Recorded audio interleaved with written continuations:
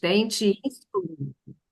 Mas se te revestes de coragem, a situação se inverte e surge a tua vitória. Desde o primeiro instante, mentaliza a ti mesmo como vencedor, solucionando o problema, reduzindo-o a pó. E assim a realidade te será favorável. Se preciso, sê como o bambu que verga ao vento, mas não se quebra. A maior vitória é estar certo de que se pode vencer. Então, amigos aqui reunidos mais uma vez, só temos a agradecer essa oportunidade que a Casa de Francisco nos, nos coloca à disposição. Jesus abençoe nosso amigo Wagner, com tanto carinho, veio hoje trazer mais um momento de reflexão, um estudo, e que estejamos sempre muito atentos para aproveitar bastante essa oportunidade. Que Jesus abençoe essa nossa reunião pública nessa noite de hoje e que possamos aproveitar essa oportunidade de ensino, de compreensão da mensagem do Mestre para nós. Graças a Deus. Bem, meus irmãos, como eu falei anteriormente, hoje estamos encerrando o nosso painel Espírito Ser Imortal com o nosso irmão Wagner Antônio de Assis de Vila Velha, que vai falar conosco sobre a influência dos espíritos em nossos pensamentos e ações. Wagner, a palavra está com você. Que Deus te abençoe e continue a abençoar a todos nós. Obrigado. Tem poeta sertanejo que se chama Manuel Chudu. Na verdade, eles dizem que esse poema é de Pinto do Monteiro, mas esse poema é de Manuel Chudu. E ele é analfabeto, né? Ele é da região ali do Pajeú, e ele é analfabeto. E ele diz assim: venho de um sítio distante onde não mora ninguém. Minha mãe falava pro mod, meu pai falava que nem um filho desse lugar, que português é que tem? E eu estou falando isso porque se eu errar no português, se eu errar nas conjunções, nas concordâncias, tem um pouco de carinho comigo. É certo que minha mãe falava pro modo, meu pai falava que nem, né? E o estudo de hoje é da questão 459 do Livro dos Espíritos, né? Kardec pergunta: influem os espíritos em nossos pensamentos e nossos atos? E a resposta dos espíritos é surpreendente. Porque, na verdade, a gente imagina que, à medida que nós ganhamos o nosso livre-arbítrio, todas as ações, todos os atos, todas as tarefas que nós realizamos no nosso cotidiano, ou difíceis, fáceis, complicadas, decisivas ou não, elas partem de nós. Então a gente achava assim, poxa, os espíritos vão responder a Kardec que não, que está por conta de vocês, reencarnou, está por conta de vocês. E os espíritos nos surpreendem com a resposta: muito mais do que imagineis. Influem a tal ponto que, de ordinário, são eles que vos governam. Aí se pensa: uai, cadê meu livre-arbítrio? Cadê minha capacidade de decidir se são eles que nos governam? Se nos governam, governam tanto para o bem quanto para o mal. E aí a gente vai olhando no livro dos Espíritos, né, nas questões seguintes, ele vai falando assim: mas então qual é de onde partem esses pensamentos, né, da 460? De par com os pensamentos que são próprios, ou de par com os pensamentos que nos são próprios, ou outros haverá que nos sejam sugeridos. Né? Então, assim, quais são os nossos pensamentos? Quando é nosso pensamento e quando nos é sugerido? Porque a gente fica meio indeciso. Será que sou eu que estou fazendo as coisas? Será que sou eu que estou falando? Será que sou eu que estou desenvolvendo algum tipo de pensamento? Ou vindo da parte dos espíritos? Então, a gente precisa traçar uma linha assim bem definida do qual é o nosso papel nesse mundo e com essa influência que a gente recebe. Porque se a gente pensar assim, olha, influencia muito, que nos dirigem. A gente pode achar, o mais orgulhoso pode achar meio absurdo, né? Fala assim, não, os espíritos não influenciam em mim, não, eu faço o que eu quero, eu faço como eu quero. Aí eu faço uma outra pergunta. Os celulares, os smartphones da vida hoje, influenciam na nossa vida, nos nossos pensamentos, nas nossas ações? A televisão hoje influencia nos nossos pensamentos e nossas ações? E se a gente pegar a maioria dos psicólogos, dos psicanalistas, eles vão dizer o seguinte: muito mais do que mais Inês. Muitas vezes os governam. Existe um pensamento na filosofia indiana que ele fala assim que existe um pensamento que chama pensamento Kuka. O que é o pensamento Kuka? Eu acho que eu já falei isso aqui, eu falo tantas vezes isso que se eu falei, eu vou repetir, vocês me perdoem, tá? Pensamento Kuka é o seguinte: a ave cuco, se vocês não sabem, é aquela que tem no relógio, né? Que quando bate certas horas ele sai, cucu, cucu, aquele passarinho. Isso é baseado numa ave. A ave cuco, o que que ela faz? Ela entra no ninho de um outro passarinho, deposita o seu ovo naquele ninho, tira o ovo do passarinho fora e deixa só o dele. O passarinho vem, choca o ovo, como se aquele ovo fosse dele, como se aquele ovo fosse dele, e nasce uma ave cuco. Então, a ave cuco, na verdade, é um grande preguiçoso. Por isso ele é do relógio. Né? Ele só aparece de hora em hora, de quando em vez. Ele não trabalha toda hora. Ele só trabalha de quando em vez. Quando bota o ovo e deixa o outro chocar. E aquela ave choca e cuida daquele passarinho como se fosse dele. No pensamento é quase a mesma coisa. Existem pensamentos que não são nossos, que nos são sugeridos. Mas a gente guarda, remói e viaja tanto nele que parece que são nossos. A gente pega hoje, no nosso cotidiano, às vezes, sentimentos de raiva, pensamentos de rejeição, de preconceitos, de dificuldades, às vezes de aceitação, que parece que são nossos, mas não são nossos. Se você parar para olhar assim, às vezes, a televisão e o celular, e hoje a gente está vivendo uma situação dessa, falando que aborto é um direito da mulher. Ela pode fazer aborto na hora que quiser. E você vai ruminando aquilo, e vai pensando, de repente você fala assim, esse pensamento é meu. E quando você vai observar de forma mais precisa, você foi tão massificado com aquele pensamento que você esqueceu do pensamento espírita. Eu tenho direito à minha vida, mas eu não tenho direito à vida do outro. E aquele ser que eu estou sendo gerado em mim, ele não me pertence, ele pertence a Deus. Então, eu não tenho direito de tirar aquilo. Não tenho direito de tirar essa criatura. Mas você vê no meio espírita, muitas vezes, muitas pessoas alimentando essa ideia, dizendo que não é verdade, em nome do feminismo e tal, que isso é o direito da mulher. Então, a gente precisa diferenciar o que é nosso pensamento e o que é o pensamento exposto. E os espíritos, eles lá na frente, eles vão dizendo assim, mas como é que a gente vai, Kardec pergunta, como é que a gente vai diferenciar esses pensamentos? Os espíritos respondem: ora, quando parece que é uma vozinha que fala de fora para dentro, são pensamentos sugeridos. Quando vem de você, são seus. Então, ele chama daqueles pensamentos sugeridos, ele chama de inspiração. E aqueles que vêm de você, ele chama de intuição. Então, o Assis vai falar agora, ele é inspirado, tem espíritos agora me ajudando a fazer essa live. E podem ter certeza que tem. Né? Pode ter certeza que tem. Mas tem muita coisa que é de mim, que eu estudei, que eu me preparei para fazer essa live, dos anos que estou na doutrina espírita, das outras palestras que eu vi. Então, eu venho aglomerando um número significativo de conhecimento que me ajuda. Mas só eu sozinho talvez não conseguisse fazer ou desenvolver a live como eu gostaria. E é muito interessante quando você. Eu não sei se isso acontece com todos aqueles que se dedicam a fazer a exposição do Espiritismo. Mas comigo é muito interessante.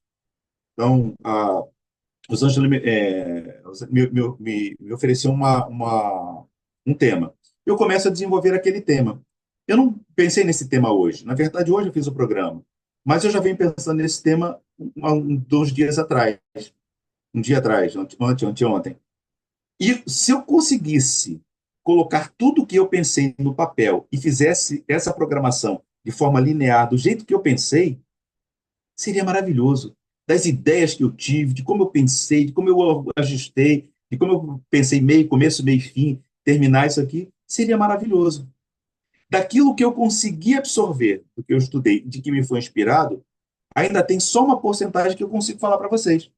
Então, na verdade, o que a gente traz aqui na palestra, que é o meu caso, é um pedaço de tudo aquilo que eu preparei, de tudo aquilo que eu me preparei a fazer, tanto por inspiração quanto por dedicação outras por intuição.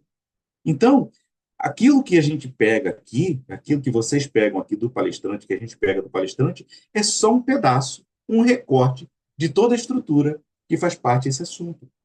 Por isso que eu digo, estudem, não acreditem em tudo que eu falo. Por quê? Porque eu não consigo transmitir tudo aquilo que eu gostaria, ou tudo aquilo que me foi inspirado pelos espíritos superiores.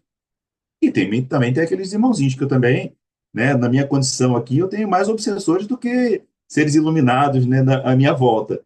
Então, esses irmãozinhos aqui vão me dando umas noções, vão falando assim, fala isso, fala essa besteira ali, briga com o outro para lá. Então, assim, ainda tem hoje que vem da rua, tive uma fechada no trânsito, aí já dá uma raivinha, né, dá vontade de xingar, e você só xinga no pensamento, mas aquele pensamento fica em você. Aí você traz isso para cá. E minhas filhas estão em prova, tem que estudar com elas. Estava estudando até agora com elas agora. Então, a gente vai dispersando o pensamento, dispersando as nossas ideias e depois tenta guardá-la aqui e trazer alguma coisa. Então, de qualquer forma, em algum momento eu posso errar. Eu posso falar uma coisa que não condiz completamente com a doutrina espírita, eu posso falar só um pedaço da coisa. E às vezes as pessoas criticam Divaldo Franco, Haroldo Dutra Dias, né, o Rossandro e tantos outros. Mas ninguém se dedica a fazer o que eles fazem, porque não é fácil você expor alguma coisa, tá certo? Então, se isso acontece aqui, sentado, ajudado, porque essa reunião é preparada, ajudada pelos espíritos que coordenam a casa espírita que vocês frequentam, aqueles que coordenam esse trabalho que eu realizo, que eu não considero um trabalho, né? Eu não sei nem por que que ela me chama, porque assim, mas porque tem gente que fala melhor, eu vou indicar um cara bom para vocês falarem aí. Então, se a gente tem isso aqui, imagine o que a gente tem no nosso cotidiano. Lá na reencarnação de Sigismundo, se a gente for lá no livro. Ai, me fugiu o livro agora. Me ajuda aí, viu? Vocês que estão aí, me ajudem. O livro Missionários da Luz, não. Missionários da Luz? É, Reencarnação de Sigismundo. funcionários da luz. É Missionários da Luz, né? Então, lá eles falam que no dia da reencarnação, no momento do encontro com. No momento da concepção, quando o Sigismundo vai ser entregue, é uma cena linda. Dá uma olhada nessa cena. A fala da veneranda lá diz assim: agora será alma de sua alma aquilo que já é corpo do seu corpo. Tem mais de 150 espíritos naquele momento, entre amigos, parentes, que vão acompanhá-lo durante todo o período da sua encarnação. E como é que eles vão acompanhar Sigismundo? Como é que eles vão acompanhar o Assis? Como é que eles vão acompanhar qualquer outro aqui? Como? Instruindo, inspirando. Então, esses espíritos, eles não estão ali do nosso lado para nada, só para observar o que a gente está fazendo. Eles estão ali para nos inspirar. Eu estou dizendo assim, só nesse processo reencarnatório. 150 espíritos que irão ajudá-lo. No meu caso, tem mais 400 e pouco que vão me prejudicar, que vão tentar me atrapalhar aí, porque eu fiz mal. Então, eu chamo de obsessores. Então, esse pedaço da nossa história, a gente precisa contar, porque é o pedaço do mundo espiritual que a gente não vê. Assis, isso é verdade? Claro que é. Preste atenção no momento que vocês estão na casa.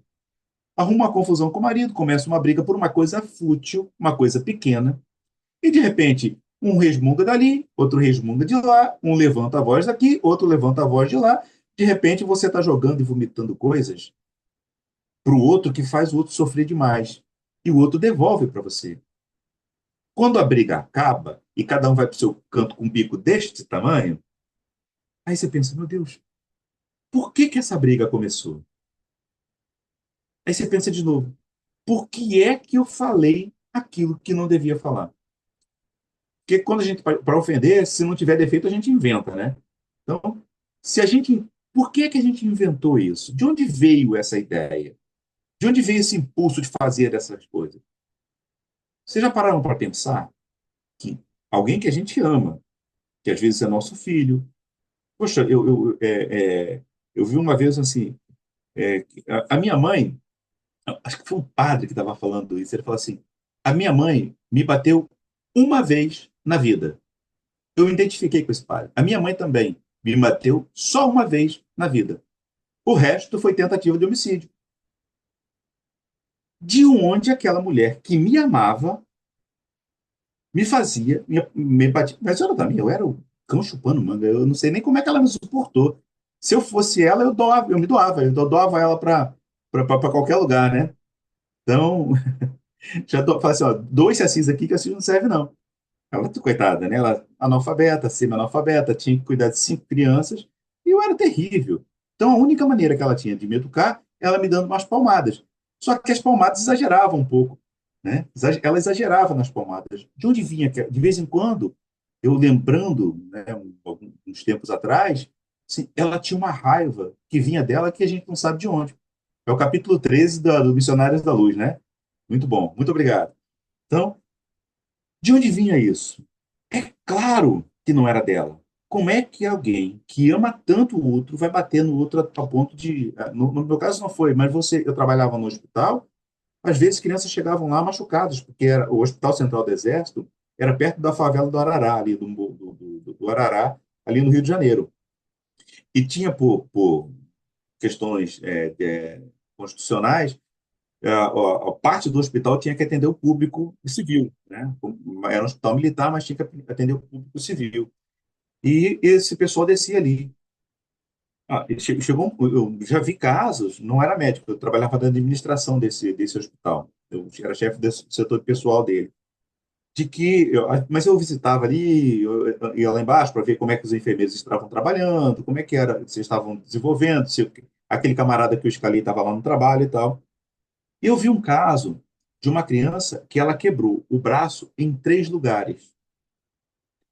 E eu perguntei para a enfermeira-chefe, mas ela caiu, o que foi? Foi atropelada? Não. Ela disse que a mãe deu uma surra nela. A criança tinha de 7 a 8 anos de idade. Me deu uma raiva, uma raiva. Eu falei assim, por que não prenderam essa mulher? Aí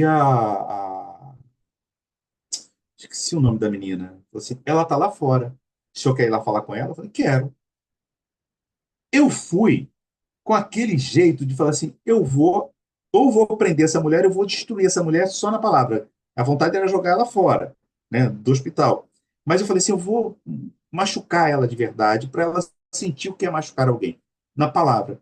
Quando eu cheguei, na frente do hospital tinha um jardinzinho, assim, pequeno, e um banco de cimento e um jardinzinho pequenininho assim. Quando eu cheguei, eu vi uma mulher ajoelhada, com as mãozinhas assim, magra, magrinha, magrinha, cabelo meio desgrenhado, chorando e pedindo para que Deus salvasse o filho dela. Eu procurei a mulher que tinha agredido o filho e não achei. Eu fui lá assim, senhora, a senhora está bem? O que que houve? Ela assim, por favor, fale, cuida do meu filho, como é que ele está? Como é que está meu filho? Aí eu falei assim, como é que se chama seu filho? Aí ela falou o nome, mas eu não tinha ligado o nome à pessoa. Eu falei, senta aqui, como é que foi a história e tal? E ela disse assim, eu estava subindo o morro. E quando eu estava subindo o morro, ele estava falando com o gerente da Boca ali. E o gerente da Boca já estava recrutando ele para ser fogueteiro, né, para jogar o foguete. Me subiu um ódio daquele. Eu peguei e fui batendo nele de lá até lá em cima. Só que eu exagerei. E nessa, eu bati que bater, ele caiu, quebrou o braço. Parece que quebrou em mais de um pedaço. Aquela mulher que eu saí para xingar, que eu saí para dar uma machucada nela, estava ali, ajoelhada, pedindo pelo filho que ela tinha machucado. Eu falei, mas por que a senhora fez isso? Ela, eu não sei.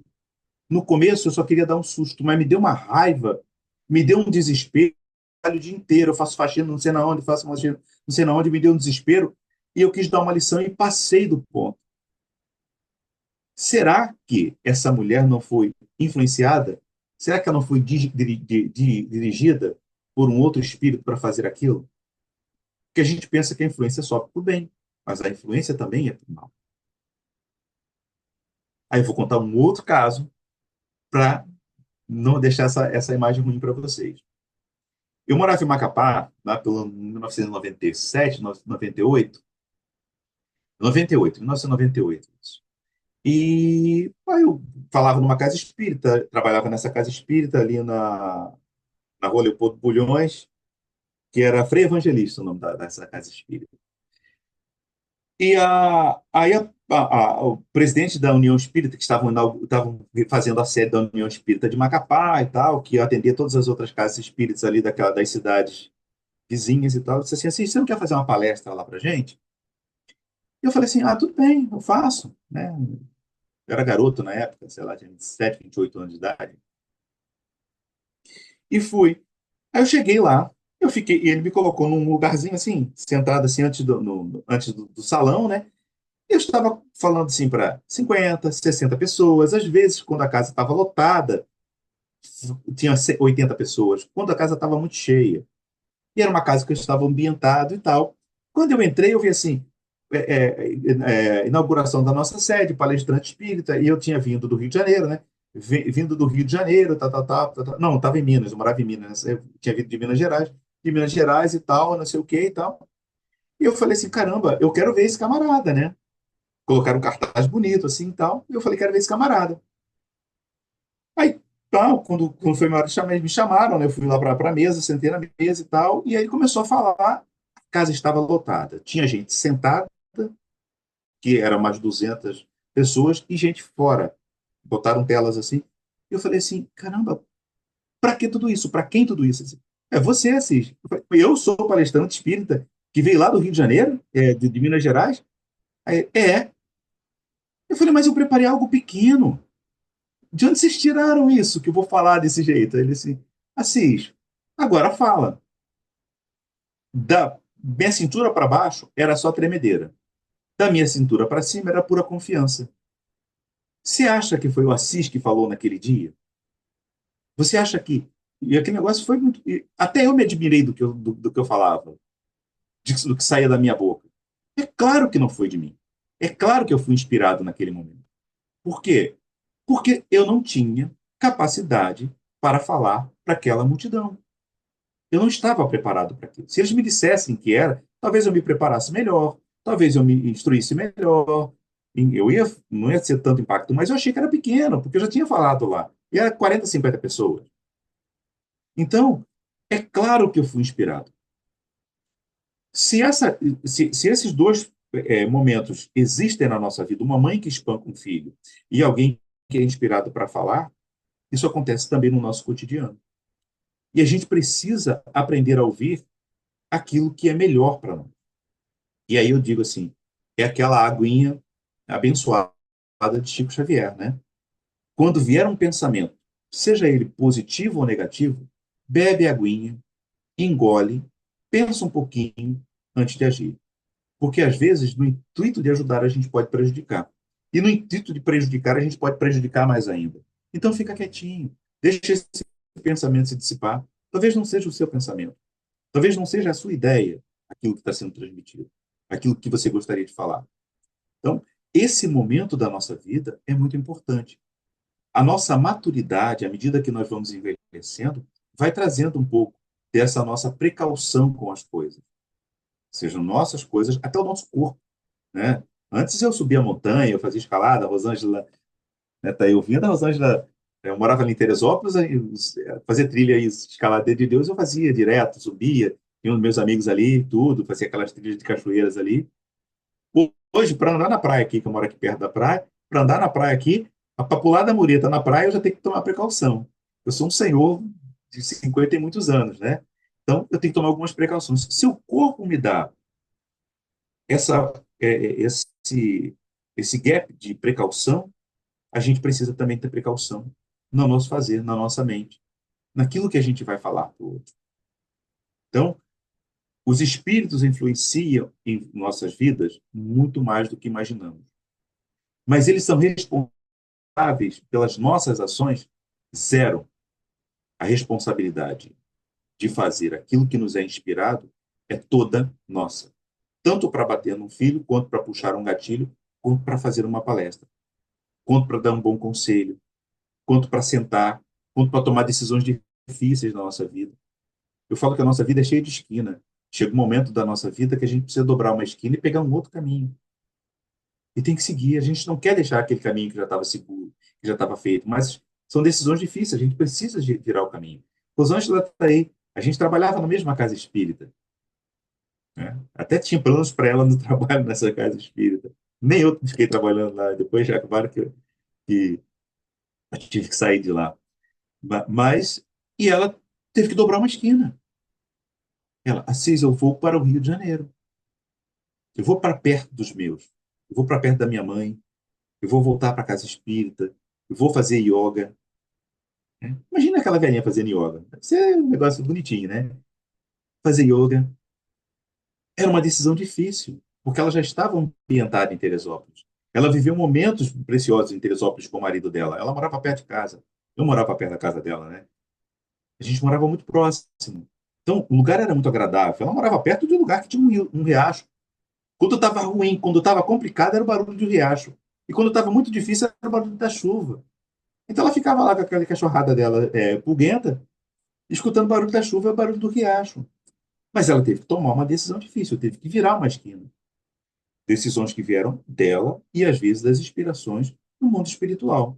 Mas quem teve que se locomover? Só ela. Ninguém mais podia fazer isso por ela. Ninguém mais podia locomover-se por ela.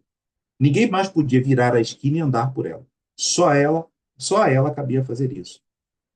Eu estou te expondo aqui, viu, Ângela? Depois você se vira aí com a sua irmã. Ela que me botou aqui para falar. Então, o problema é dela, tá? Então, é isso.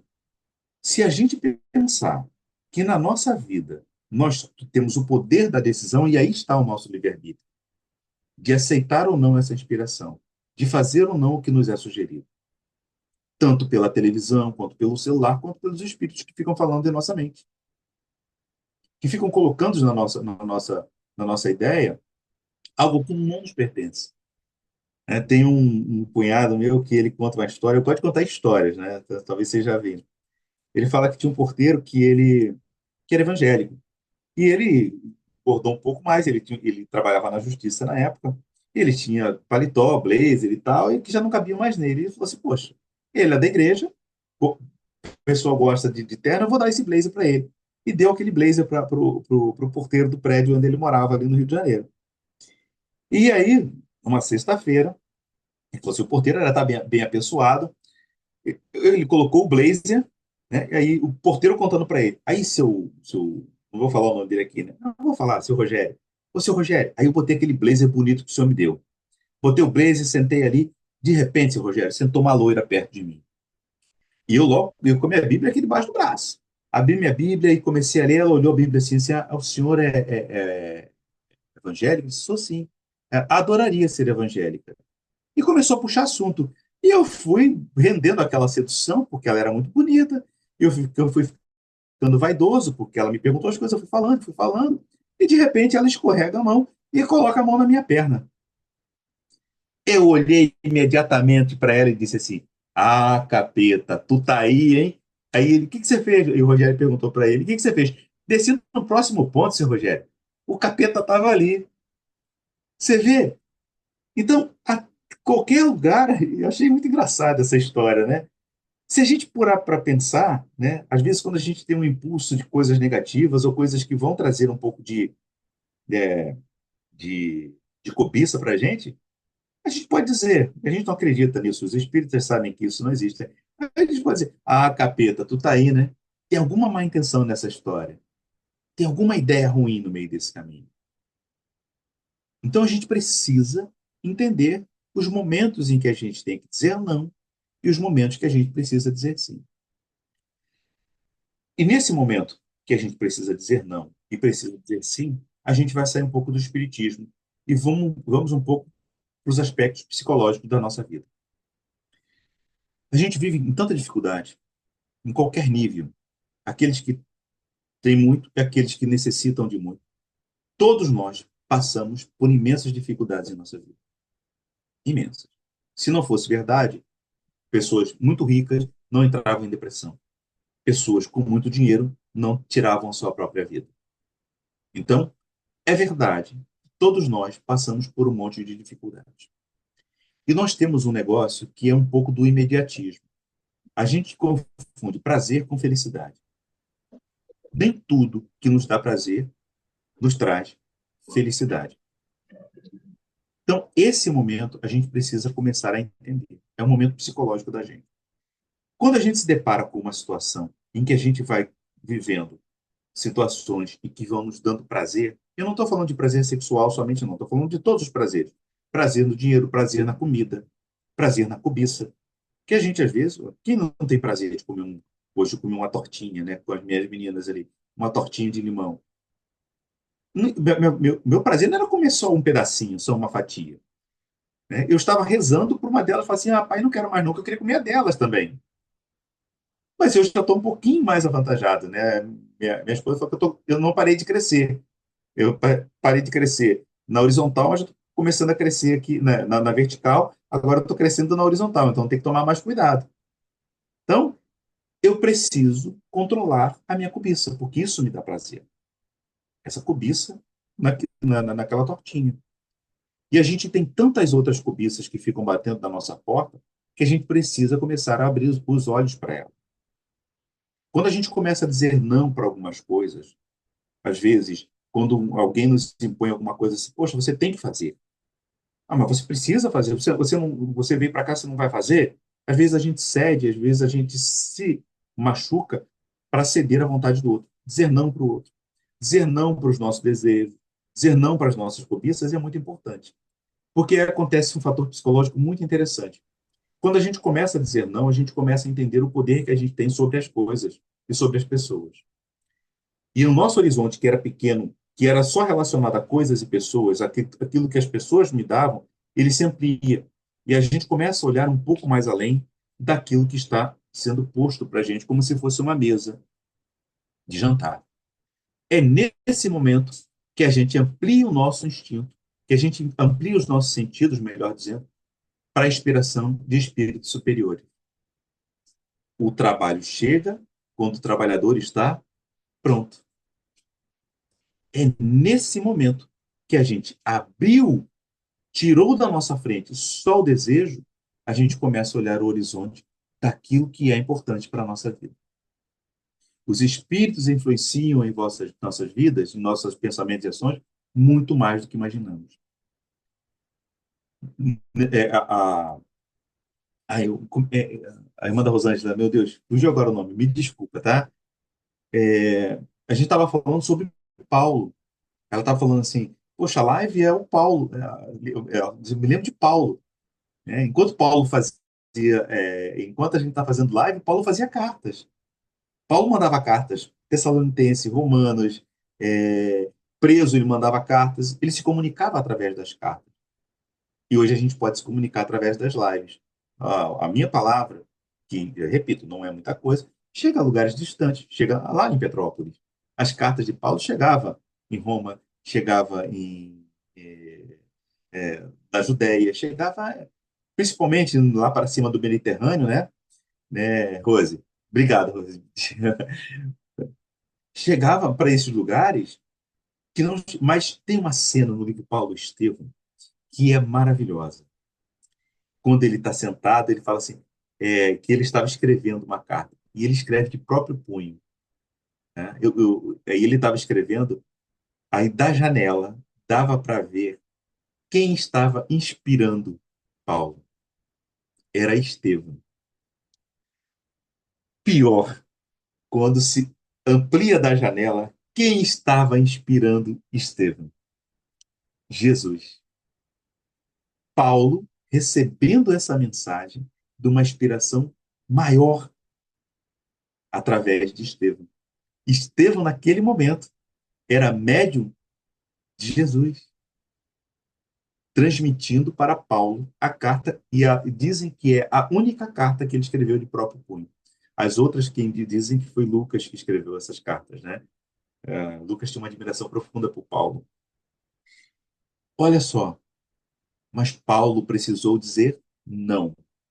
Ele precisou dizer não para o orgulho, porque ele iria substituir Gamaliel. Ele era o cotado para ser chefe do Sinédrio.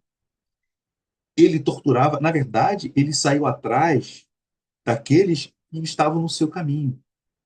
E na estrada de Damasco, a primeira coisa que acontece e ele vai, né, para Damasco, perseguindo um outro cristão que tinha acabado de torturar alguém ali, um garoto. Naquele caminho de Damasco, ele cai, quando ele cai daquele cavalo, ele cai do seu orgulho. Paulo precisou dizer não para os mensageiros de Sinédrio, dizendo: volte agora que a gente vai te curar. Ele precisou ficar amparado por um estaleiro que pagou para ele ficar ali. E quando ele começa a se aperceber que aquilo que ele tinha na mão de sobremesa, naquele jantar que estava servido para ele, aquilo não era mais importante. Que naquele momento Paulo amplia os seus sentidos para algo melhor. E aí ele começa a encontrar Estevão, começa a encontrar Jesus. Até, né? Até Jesus fala para ele: eu não tenho mais o que fazer, assim, eu não sei como responder às pessoas no momento rezando ali, né? E aí Jesus fala com ele através do pensamento: escreve cartas, mande cartas. E ele começa a escrever as cartas, as famosas cartas de Paulo. Então, o momento psicológico de dizer não, a gente precisa começar a lidar com ele. O segundo momento psicológico que a gente precisa tomar consciência é: qual é o nosso papel na Terra? Existe uma frase, um filósofo, que eu não me lembro o nome agora, que ele diz assim: a gente nasce duas vezes. A gente nasce no momento do parto e a gente nasce quando a gente descobre por que a gente nasceu, por que a gente serve, para que a gente serve. Quando eu não sei para que eu sirvo, eu ainda estou no primeiro nascimento. Quando eu descubro para que eu sirvo, eu estou no segundo nascimento. E aí você vai dedicar a sua vida para aquilo que você serve. Eu já sei, eu sirvo para ser pai. Adoro ser pai. Eu achei que eu não gostava de crianças. Eu falei: meu Deus do céu, criança é bicho chato. Aí eu ficava criticando o filho dos outros. Eu era aquele garoto, aquele velho chato que ficava criticando o filho dos outros. Olha que garoto mal educado. Eu tenho duas mal educadas aqui.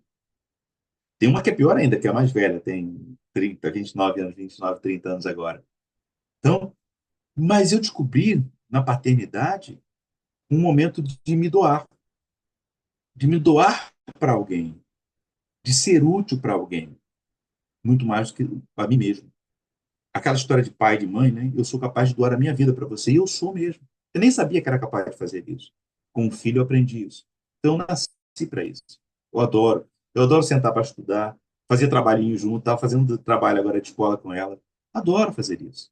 Eu gosto, me sinto útil naquele momento.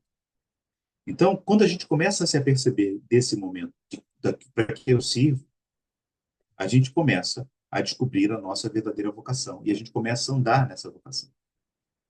Então, nem todo mundo serve para tudo, né? Tem uns que são médios de evidência, outros que são médios de audiência, outros psicográficos, outros psicofônicos, outros não são médios de nada.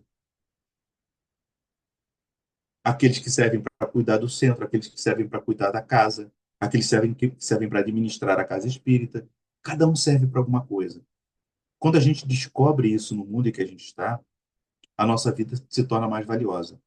Porque o que que acontece? Naquele momento que eu descubro a minha vocação, eu me ligo àqueles espíritos que estão no mesmo caminho que eu. Quando eu me ligo a esses espíritos que estão no mesmo caminho que eu, a influência que eu vou receber são desses espíritos. Não são dos espíritos que quando eu estava perdido. Porque perdido tem um monte no nosso mundo. Quando eu me acho, eu vou caminhar junto com aqueles que têm o mesmo destino que eu, que estão conjugando e comulgando comigo aquilo que é importante na minha vida. E é aí que a gente começa a descobrir qual descobrir, na verdade, o nosso verdadeiro potencial. A Rose, eu lembro, que ela, a primeira vez que a gente viu aqui, né, ela falou: vocês vêm para cá, e você quer falar e tal, foi até a irmã dela que me indicou. Eu fui ver, tinha momentos que tinha duas pessoas assistindo uma live, e ela insistia: vamos fazer de novo, e vamos abrir outra live. Aquilo que era para outros desistir, assim: não, só tem duas pessoas, vou parar. Não, ela fazia terça-feira, aí vamos fazer quarta, e vamos fazer não sei o quê. Eu me lembrei de Chico, sentado à beira da figueira, quando estava lá em Pedro Leopoldo, que as pessoas falam assim: Chico, só tem uma pessoa ali, uma encarnada. Uma encarnada. Mas quantos desencarnados estão aqui? Então, a gente precisa, quando se descobre isso, o nosso poder, aquilo que a gente acha que é capaz de fazer, ele quase que dobra, porque você faz com convicção, você faz por amor, você faz porque acredita naquilo. A gente começa a desenvolver o mundo em que a gente está. Então, eu saí de mim, saí do meu pequeno núcleo para me dedicar a ser a mão de Jesus aqui na Terra, para ampliar o trabalho de Jesus. Quando Paulo sai do egoísmo de ser presidente sinédrio para trabalhar para a verdadeira vocação dele, a gente tem o cristianismo hoje muito por causa de Paulo. Ele leva o cristianismo até lá no topo do Mediterrâneo. Eu estou escrevendo um negócio aqui, por que Paulo? Então, você tinha Bartolomeu, você tinha os apóstolos todos, né? Com a morte de Judas, você tinha Matias, que entrou no lugar. Você tinha os 200, que aqueles 200 que cercavam Jesus ali. Você não podia escolher dentro deles. Por que foi escolher Paulo? Porque aqueles que estavam com Jesus não fizeram o que Paulo fez em 5 anos. Hoje a gente conhece o cristianismo do jeito que conhecemos, muito por conta de Paulo. Então, descobriu a verdadeira vocação. Ele saiu da pequenez dele e se ampliou para se doar para a humanidade. É claro que o Assis não vai ser um Paulo. A Rose não vai ser um Paulo. Mas ela consegue atingir uma comunidade que está à nossa volta. Quando a gente se dedica a ser um verdadeiro cristão, a gente muda a comunidade que a gente está à nossa volta, que está nos circulando. A gente começa a ser a referência para alguém. Poxa vida, Assis, me ajuda aqui. Rosângela, Rose, me ajuda aqui. Eu estou falando o nome das duas, que é só as duas que eu conheço, né? Mas todos aqui estão aqui sentados. Eu gosto de falar isso sempre. Vocês poderiam estar fazendo qualquer outra coisa na vida. Vendo vídeo no TikTok, vendo novela, vendo, como é que chama esse negócio, Instagram, vendo qualquer coisa. Mas vocês pararam para estudar a doutrina espírita. E antes de eu chegar, tô certo, Rose?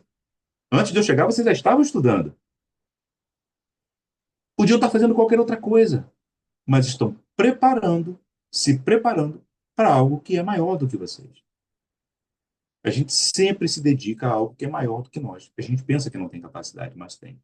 Eu brinco assim, a Cis é meio pequena, mas eu sou meio fraco mesmo. Mas eu faço algo que é maior do que eu. Eu vejo a minha filha, hoje a minha filha é extremamente tímida, eu era assim, igualzinho a ela, eu não critico ela em nada. Eu tinha uma timidez enorme, eu não queria sair na rua, eu não queria andar na rua, eu não queria falar com as pessoas. Até acho que era meio autista ainda, meio desse caminho. Um certo grau de autismo nesse momento aí, que eu tinha um pouco de aversão ao toque, tem um monte de coisa ali que eu tinha, que eu tive que superar no meio do caminho.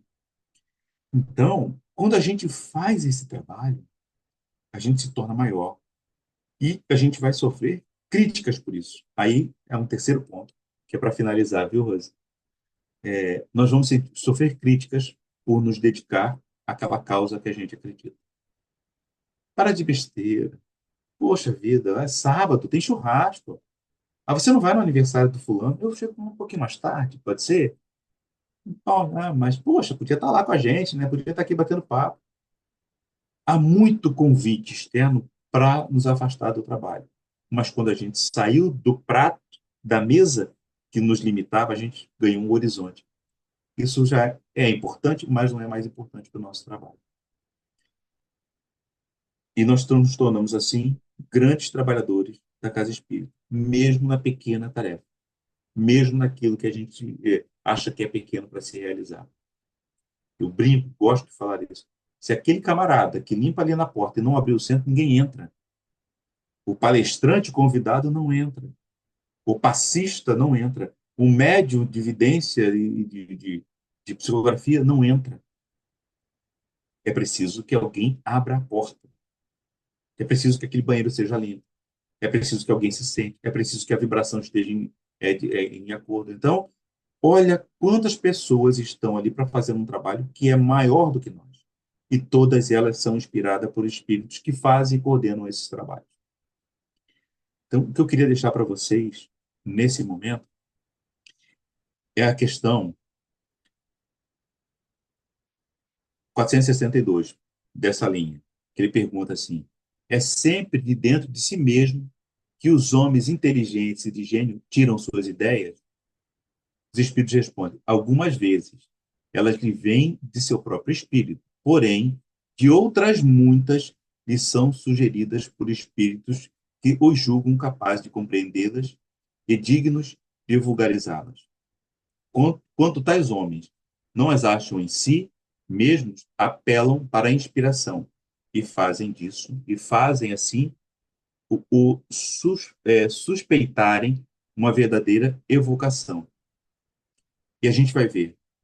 Eu tenho um problema hoje grave. Eu gosto de mecânica, eu gosto de mexer com carro. Eu tenho um carro velho, aí eu vou lá mexo com meu carro. Aí eu fico 2, 3 horas, não consigo. Eu deito para cá, venho, sento, no outro dia acordo e agora eu já sei o que que é, vou lá e resolvo. Se a gente conseguir entender essas grandes tarefas que não podem ser realizadas agora, vão ser realizadas amanhã, a gente está na hora de deitar, vamos descansar e amanhã a gente tem uma solução para esse problema. Na nossa vida cotidiana, nos nossos pequenos trabalhos, nas nossas pequenas tarefas, nos nossos pequenos problemas, nos nossos grandes trabalhos, nas nossas grandes tarefas, nos nossos grandes problemas. É só a gente silenciar que tem uma penca de espíritos para nos ajudar a resolver esse problema. A gente só precisa se aproveitar disso. Que a gente possa entender tudo isso e entender a nós mesmos, entender a nossa capacidade de realização. Se essa tarefa apareceu na frente, se esse problema apareceu na nossa frente, é porque nós temos que resolver isso. Seja uma tarefa difícil, seja um problema complicado.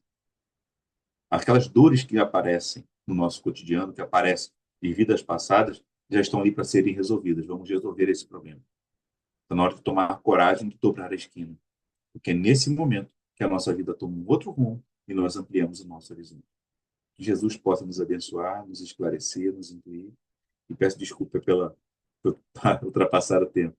Né? Que Jesus nos abençoe. Muito obrigado, Rose. Meu amigo, muito obrigado por você ter aceito o nosso convite. É um prazer receber você aqui.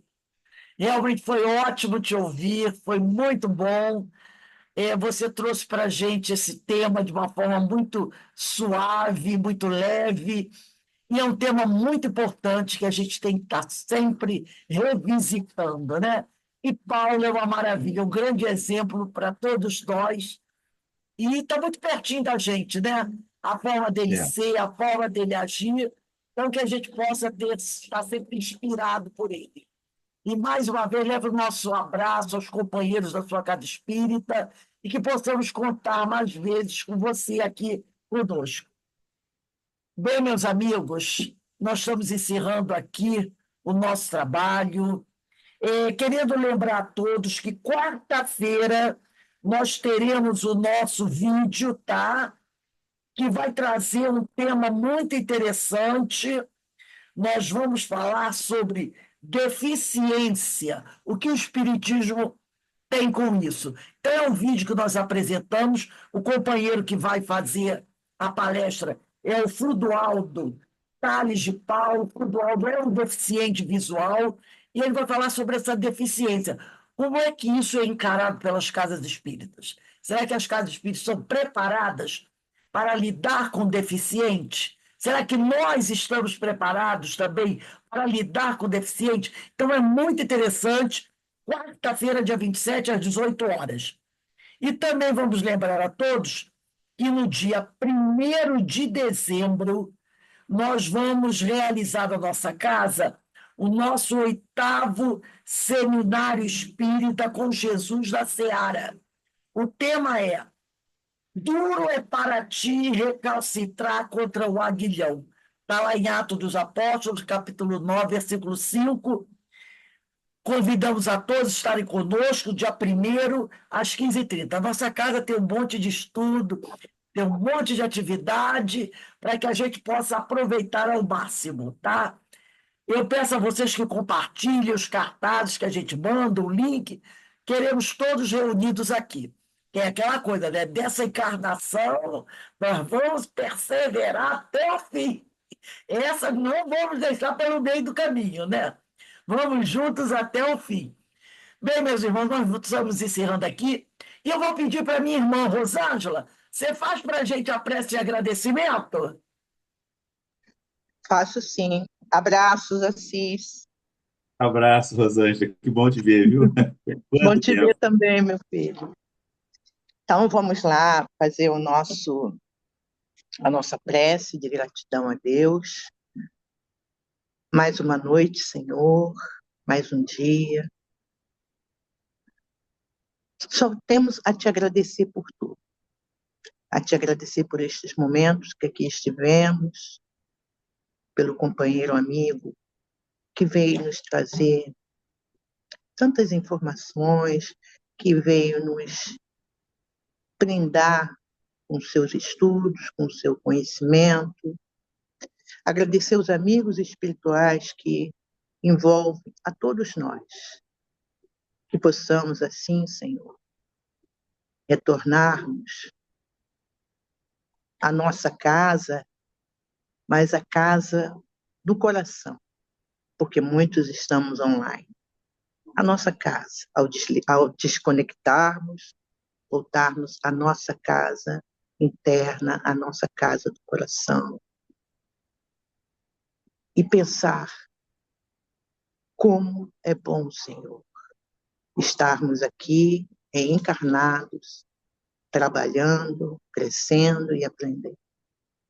Abençoe a todos nós, encarnados e desencarnados.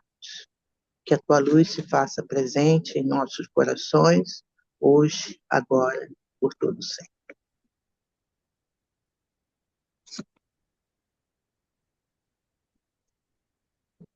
Muita paz para você, assim, saudade. Eu gosto muito de você, Rosângela. Às vezes a Ah, gente não Está consegue. fechado o microfone, Rose, está fechado. Nós estamos encerrando aqui o nosso estudo da noite de hoje, mais uma vez agradecendo ao Assis, agradecendo a Rosângela, agradecendo a todos vocês que estiveram conosco nesse estudo que eu achei ótimo, maravilhoso, muito, sabe, que nos tocou muito.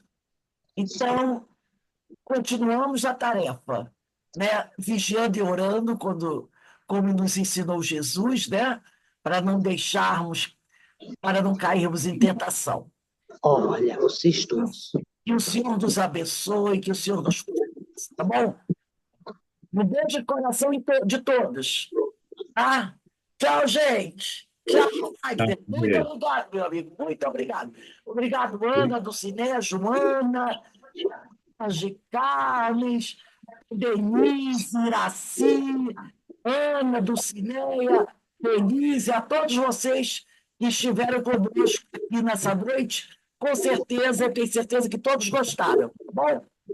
Quarta-feira estamos de volta. Que o Senhor nos abençoe. Paz e bem para todos. Tchau, Grande gente. abraço. Meu Deus, muito Tchau. obrigado. Grande abraço.